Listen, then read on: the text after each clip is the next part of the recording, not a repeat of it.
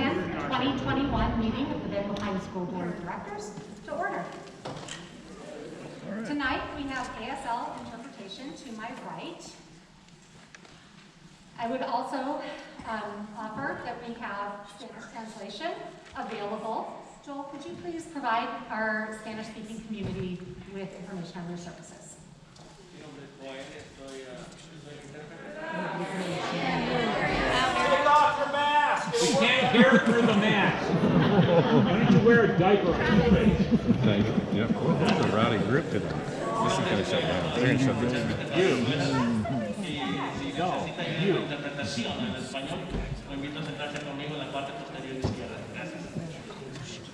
Thank you. I'd like to introduce the members that we have here tonight. We have board directors immediately to my right, Marcus LeGrand, Yanette Sari Yerandi Gonzalez, and Shirley Olson. Also joining us remotely are Amy Tatum, Carrie McPherson Douglas, and Shamika Montgomery. And to my immediate left, Superintendent Steve Cook, Deputy Superintendent Lauren Nordquist, and Board Clerk Janet Wojciechowski. And I am Melissa Barnes-Delakia, Chair of the Board. Would you please stand, remove your hats, and join us with the Pledge of Allegiance. Well, anyway, this didn't happen last time. Finally remembered. Please join me. Pledge allegiance To the flag of the United States of America and to the republic for which it stands, one nation, under God, indivisible, for liberty and justice for all.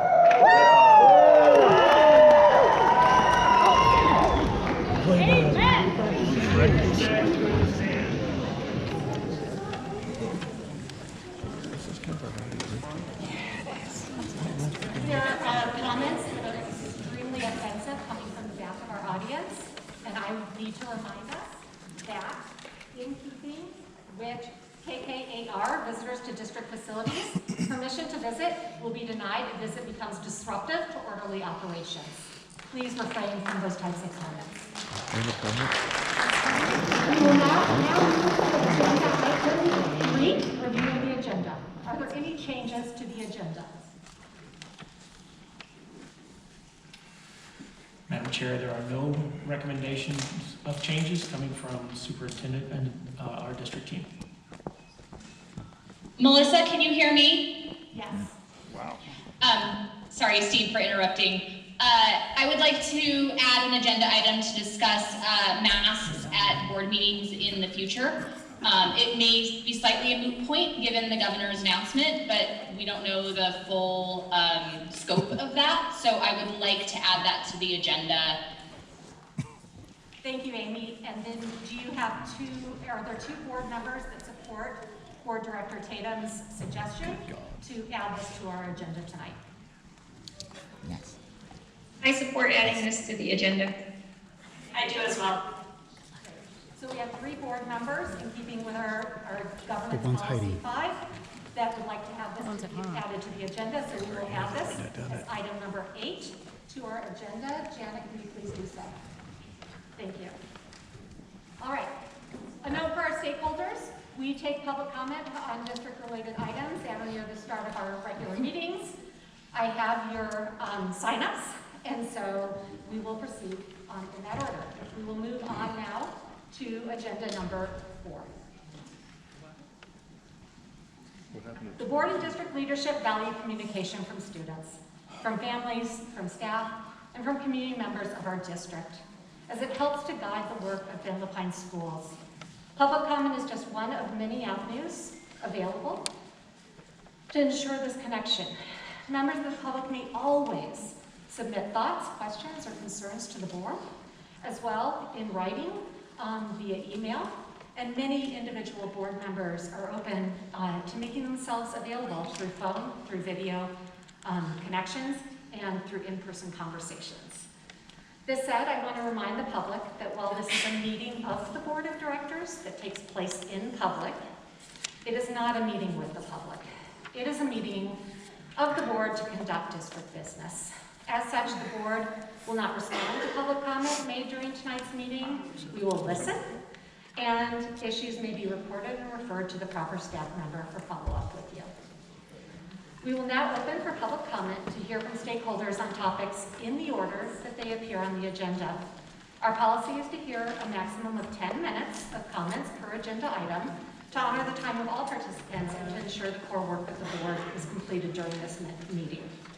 We will also hear 10 minutes of comments on non-agendized items in total. Individual speakers will be limited to 2 minutes to allow more voices to be heard. We provide every speaker with a visual of their remaining time on the screen, and we will give you an audible cue when time is almost complete. If the speaker goes over time, or if the speaker's message is not in adherence with our policies, which are stated, for example, being personally directed, abusive, discriminatory, repetitive, or off topic, I may ask the speaker to cease and terminate that speaker's privilege to address the board. We also ask and expect that all respect the time of each speaker and the information they wish to convey. Any heckling or outbursts will be addressed accordingly. With that said, we will start with agenda item 6, policies and regulations in review, and our first speaker is Bill Hilton. I'm sorry, and the podium is right here on the floor. Thank you.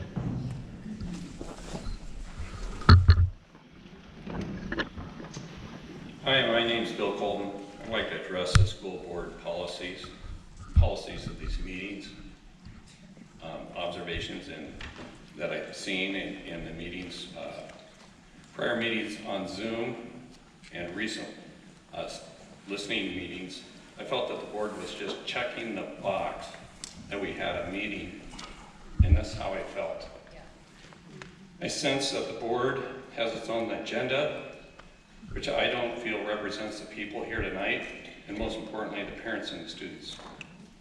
I've observed the listening rules that you had at your last listening meeting and watched how a board member was not engaged at all, not even looking at persons when they were reading their letters. I'm sorry, but that's a personal... It's not personal, it's a statement. There's no It's an observation. It is personal, and I'm going to ask you to move on. Okay. No way. Okay, well, here's another one. You just stated that you would not respond to, your board members would not make a response to anything in the meetings, at the end of your meetings, just tonight. However, when somebody read a letter, or reads letters, you folks, the board members, have a certain amount of time that you've got for yourself, which is much greater than what you give the people that are reading the letter. The thing that I came away with is that the response that I heard from one of your board members wrote that meeting your policies, and that they are basically the judge and jury, and what they say is final. And even if they didn't agree with somebody, there's no recourse. They say it, it's out there. I didn't like that.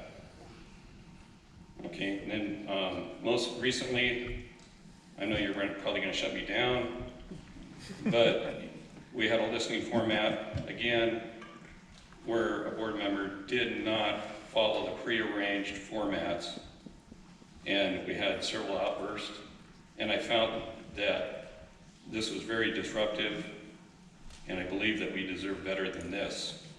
Remember, this board is here for us, and that's our number one reason that you guys are here, is to represent us for our children.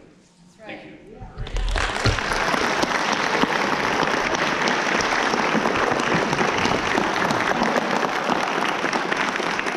Next is Ricardo Waits.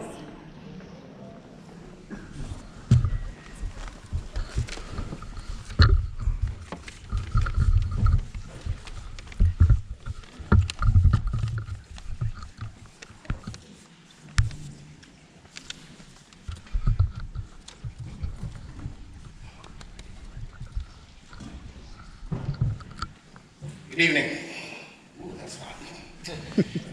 Hi, my name is Ricardo Waits. I am the founder of Central Oregon Black Leaders Assembly, your local black nonprofit. I am also the new owner of the only black-owned radio station in Central Oregon, WBR, We Black Radio. I am a submarine veteran, and my most important role is father to Kaya and Pippi, my 10 and 9-year-olds. I'm witnessing a lot of conversations over masks, no masks, and I'm delighted to say I am not here to discuss this particular topic. The reason I am not discussing it is because as a parent of several children who have been physically assaulted in Ben Lapine public schools because of the color of their skin, it doesn't matter to me if my child has a mask on or not, if they are being assaulted without justice in school. Mask or no mask means nothing when my daughter is being called nigger on the bus. The safety of my family is priority. The school system has made mistakes, and that's fine, but the community of color needs action and preventative measures to be taken. But now I ask the board to learn from their mistakes, and one of the most important questions I'm going to ask today is, what will it take to get a permanent memorial for Deshaun Adderley? His classmates have requested it on numerous occasions, only to be turned down with excuses of not wanting to promote suicide. The students are exposed to more suicidal material on Netflix or Hulu. Give Deshaun Adderley a memorial plaque or a program named after him. Rename a wing of Summit High School, or better yet, do all three. We cannot help anyone by burying memories of people who should be here still today, especially when they reached out to the educators to help and receive none. Thank you.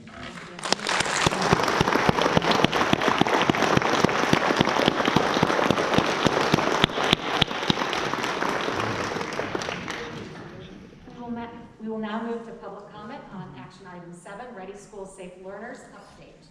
First up is Kelly Plunkett.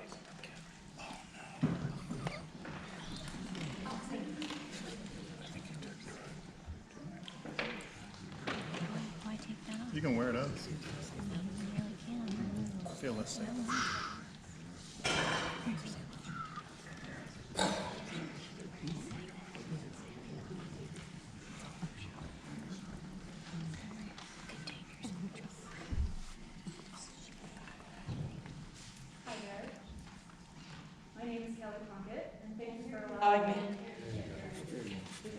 Can you hear me now? There you go. Yes. Hi there, my name is Kelly Plunkett, and thank you for allowing me time to speak tonight. I'm here this evening as a concerned parent of children who are enrolled in the Ben Lapine School District and as an extremely concerned nurse from St. Charles Health System. You may be wondering why I'm dressed in full personal protective equipment, or PPE. Well, first I want to thank the Ben Lapine School Board for moving forward with children to wear masks in school this year, when school begins in September. I am also here to thank all the healthcare workers throughout this community who have worked tirelessly through this pandemic to care for all of our COVID patients, regardless of their stance on prevention or treatments, and who have also cared for all the rest of our patients in this community. This PPE is to demonstrate to parents who are arguing the decision to wear masks at schools what to expect when they arrive in emergency rooms, urgent cares, and doctor's offices if their child presents with respiratory illness symptoms. This PPE is used for airborne viruses, which COVID-19 is considered. We, as healthcare providers, will assume your child has COVID regardless of their respiratory illnesses. They will be tested, which will involve a nasal swab up their nose, which is extremely uncomfortable in case you've never had one. Now I'm gonna look at you because they're the ones who are supporting this. If your child does in fact have COVID and is severe enough to require a higher level of care, such as intubation, such as a breathing tube, expect a transfer to a Portland, Idaho, or even California where a hospital bed is available. Tracking completed by the American Academy of Pediatrics indicated there has been more than 71,000 cases of COVID-19 and people under 18 between July 22nd and July 29th, with kids and teen representing 1 in 5 new cases. More concerning is that these pediatric... Time's up! All right, Kelly. The outbursts need to stop. If they continue, we will take a recess. Kelly deserves to be heard. Most concerning is that these pediatricians, is that some infections lead to multi-system inflammatory syndrome that include ICU stays. We need... She's out of time. They're disrespecting me. Welcome to the club. Heart damage and death. I would like first of all, she had to stop several times because people were intersecting. And I would like her to be able to finish her last sentence, please. Thank you, Kelly. During this pandemic, we have kept our young members of community protected by keeping masks on. This is a protection I am not willing to gamble with my own children. Thank you for your time, and thank you to the board. And especially thank you to all the healthcare workers out there.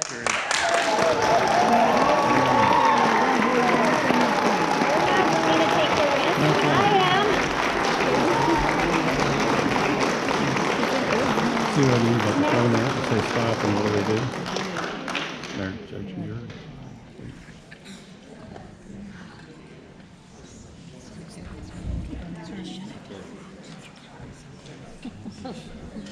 Next up is Richard Peel. Yeah, Richard. Thank you. My name is Richard Peel, and I have been serving this community for the past 19 years as a senior pastor of a local church. As a spiritual leader of the community, I have a responsibility to speak up for the community that I serve. Really just want to make one point tonight about the mask mandates. I believe, from a biblical perspective, they would be immoral for many reasons, but I'll try to summarize with just 3. Number 1, it'd be immoral to mandate our children wear masks because doing so forces one's will upon another. Man is made in the image and likeness of God. This means that every individual has been given by Him liberty and soul and will by God Himself. If it were moral to impose one's will upon another, then everybody in this room would be humble, obedient servants of Him. However, that's not so because God is a gentleman. He never forces a person to bend their will to His. Yes. God has the right to rule our lives and every decision this board makes. If He were allowed to do that, we all may be a happier people. But He would be immoral in denying the free will He gave man.